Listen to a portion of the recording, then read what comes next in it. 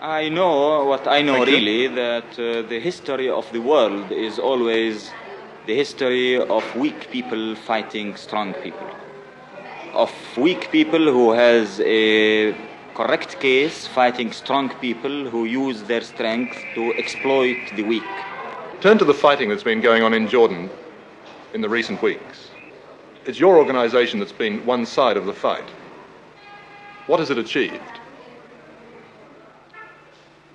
One thing, that we have a case to fight for. That's very much. These people, the Palestinian people, prefer to die standing than to lose its case. We achieved proving that the king is wrong.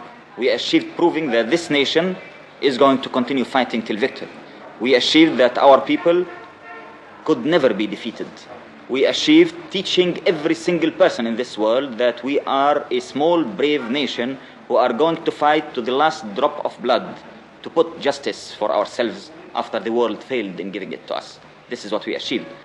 It does seem that the civil war, has been quite fruitless. It's not a civil war. It's a people defending themselves against a fascist government, which you are defending because just King Hussein has an Arab passport.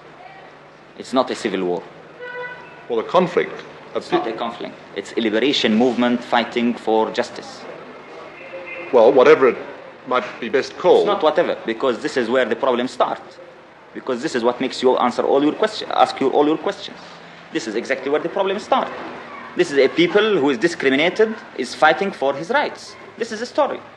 If you will say it's a civil war, then your questions will be justified. If you will say it's a conflict, then of course it's a surprise to know what's happening. Why won't your organisation engage in peace talks with the Israelis? You don't mean exactly peace talks. You mean capitulation, surrendering.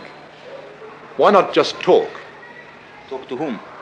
Talk to the Israeli leaders. That's kind of conversation between the sword and the neck, you mean? Well, if there were no swords and no guns in the room, you could still talk. No, I had never seen any talk between a colonialist case and a national liberation movement. But despite this, why not talk? Talk about what? Talk about the possibility of not fighting. Not fighting for what? Not fighting at all, no matter what for. Yeah, people usually fight for something and they stop fighting for something.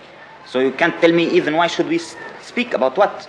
Well, stop fighting. Fight for what or talk about stop fighting why? Talk to stop fighting, to stop the death and the misery, the destruction, the pain. The misery and the destruction and the pain and the death of whom? Of Palestinians, of Israelis, of Arabs. Of the Palestinian people who are uprooted, thrown in the camps, living in starvation, killed for 20 years, and forbidden to use even the name Palestinians. They're better that way than dead, though. Maybe to you, but to us, it's not. To us, to liberate our country, to have dignity, to have respect, to have our mere human rights, is something as essential as life itself. You call King Hussein a fascist. Who else amongst the Arab leaders are you totally opposed to? We consider the Arab governments two kinds. Something we call reactionaries, who are completely connected with imperialists, like King Hussein government, like Saudi Arabian government, like Moroccan government, Tunisian government. And then we had some other Arab governments which we call the military petit bourgeoisie governments.